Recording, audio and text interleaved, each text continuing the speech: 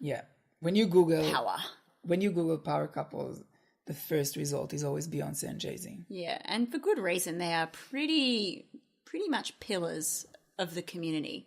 Beyonce and Jay-Z, their star signs, their sons are, Beyonce is a Virgo, as she keeps singing about in every song, and Jay-Z is a Sagittarius.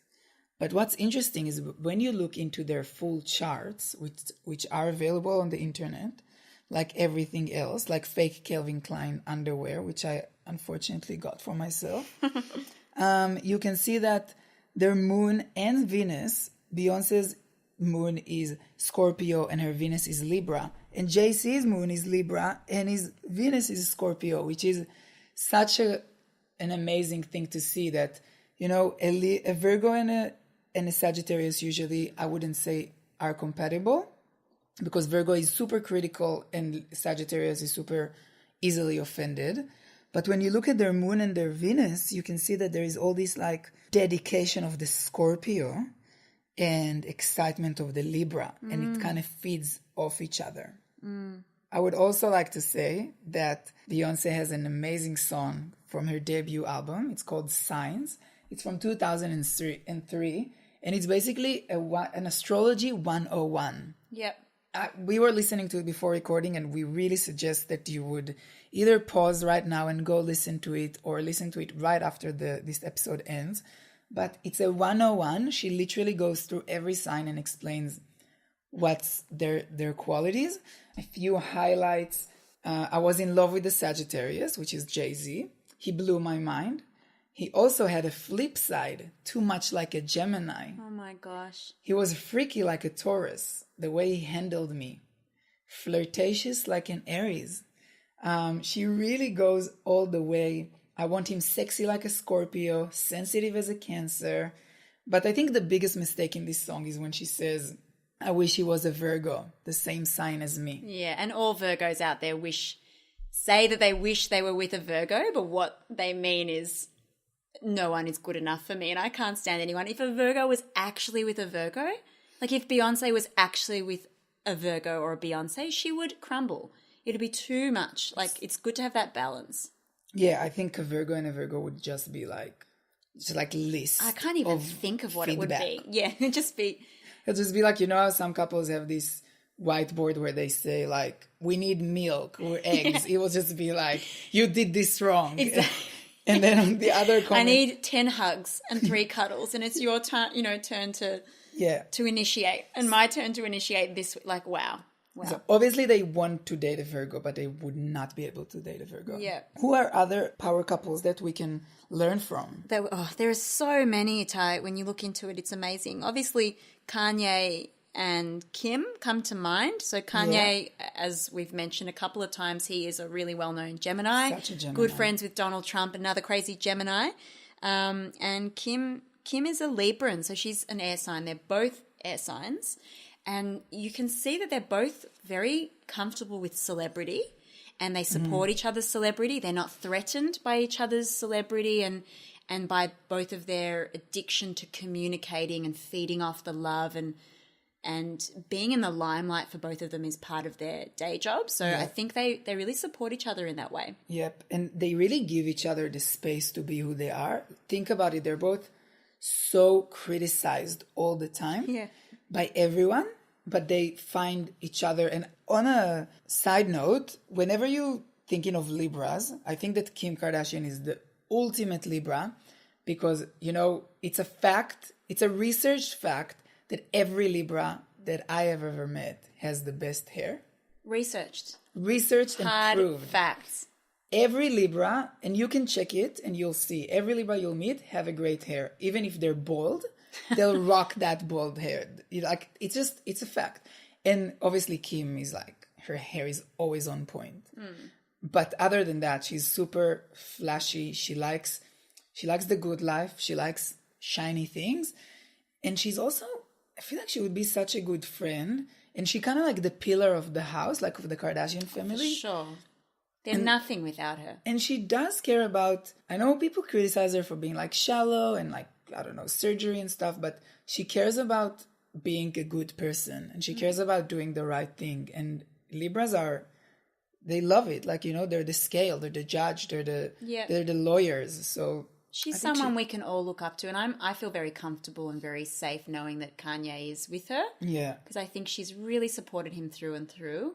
It's hope for me that air signs can be with other air signs, because sometimes I've found personally it's tricky, but I think there is hope out there. Yeah, and they give air sign and air sign, it's not the tightest bond, but it's the freest. Yes. And it's also worth mentioning that they're both Pisces moon.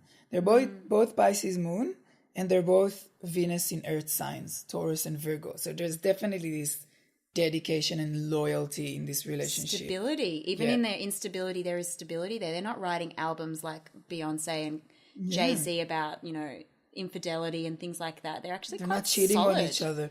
It's crazy. Like, I think that being air sign with a Pisces moon and an earth Venus is maybe like the recipe for the perfect relationship. Wow, we can only dream. I wish I could. Who else do we love to talk about? Oh, so many famous couples. Of course, Ellen and Portia.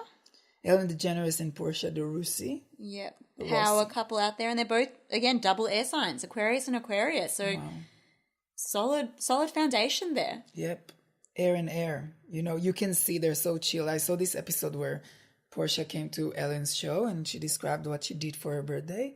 And they were just like having a chat. And it was almost like you're in their house and you can see how their life is. It's just like they're just talking to each other the whole time. Yeah. Nothing's happening. Tom Cruise and Katie Holmes, a weird relationship that we were all wondering, why is this happening? And I think a lot of people were quite grateful when they got together, because it really put Scientology back on the map. It was time for it to be back on the map, and that's what I remember about that relationship. And and Katie Holmes, being famous for that little half smile in Dawson's Creek, which I don't know if they had that where you grew up with, No, I grew up in a place with no TV, but I told you how I used to watch Sex and the City from behind the couch. Yeah, did you watch Dawson's Creek from behind the couch, or it didn't make it to the Middle East? No, because I only had government channels, okay. So I didn't have, Dawson Creek was on like the paid extra channels that I didn't have at my house. But I knew about it. Yeah, and sorry out there, for getting a bit deep and sad sometimes on this podcast. I mean, we're only being real. Yeah, we can't skirt around those realities that Etai grew up with, only government TV and no anesthetic from his dentist. But I will say about Tom Cruise and Katie Holmes that Tom Cruise is a Cancerian and Katie Holmes is a Sagittarius. Now, the thing I wanted to say about Sagittarius is that they are very good at playing the victim. That's why Beyonce and Jay-Z, for example, when Jay-Z cheated on Beyonce, I would imagine him telling her or her finding out, and then the story turns to be about him. Like, why did he do it? No. And Beyonce, being a Virgo, going back to the studio and saying, this has happened to me today. I'm going to record an album in the next hour and shoot a full visual album for it in the second hour of the day. And I planned this 6 months ago, and I already before the infidelity. I already had this. It's like it was in my drawer, ready to be pulled out and recorded. And also staying, which is super dedicated. But with Tom Cruise, he's a Cancerian. And Katie is the Sag. That's why I feel, when he jumped on Oprah's couch and he was like, I'm in love with this woman. Obviously, as a Cancerian. There were some warning signs. That was, and everyone was shocked. And you could see Oprah, even though she was like, this is great for my show. She was also a bit worried. Also, maybe it was a new couch. I don't know. She's an Aquarius. So I feel like half of the time she's not really present in her own talk show. You could see sometimes where she gets bored when people talk. I think the only time when she's actually engaged on the show is when someone in front of her is crying. Yeah. That's when she's really like... She loves it. Hit the nail. So I think to kind of give you guys more of a practical tool before we sign off. No pun intended. When you're looking to date someone or when you're starting a relationship, the first thing you need to do is find that person's date and location and time of birth. Yeah. And get his natal chart. That's firstly. Yeah. When you get his natal chart, look into his or her or their Venus and Moon and Sun and start to look at yours and try to match it up and see where it clashes, where it doesn't clash. If there's too many Scorpio in this chart, if there's too many Aquarius, send that person a text, tell him it was nice, but I'm actually looking after my mental health at the moment and this won't work out. Or send them a text saying you're not really into it, but secretly you are into it and you're stalking them on different medias, whatever you need to do to feel safe. Yes, and you can DM us, as we said. For a lot of practical examples of our lives. People have been doing it and we have been giving them advice, which leads me to my next point. People have been asking us a few questions and we decided it's a good opportunity to make a Q&A episode. So if you have any questions, feel free. And these questions, they can be about anything in your life. They can be about astrology, but they can also be about big life decisions. Yeah, what medication should I be taking? Exactly. Or should I quit my job? Am I doing this asana correctly when I'm in my yoga class? Should I reconnect with my dad? Things like that. We will try to answer as many as we can on our episode. You can DM us on our Instagram at Astrology Roast. We're also on Twitter because someone said it's good. So you can tweet at us. I didn't even know we were on Twitter, Etai. Well, I've done. What hour of the morning did this happen? You were away. You were away. A lot had left. happened. Next week, we're going to record our episode from a very special place, a magical place, in fact, Darwin, which is the top end of Australia. So really, no one really goes there. It's far away. It's like 30 degrees in winter there and like 50 degrees in summer.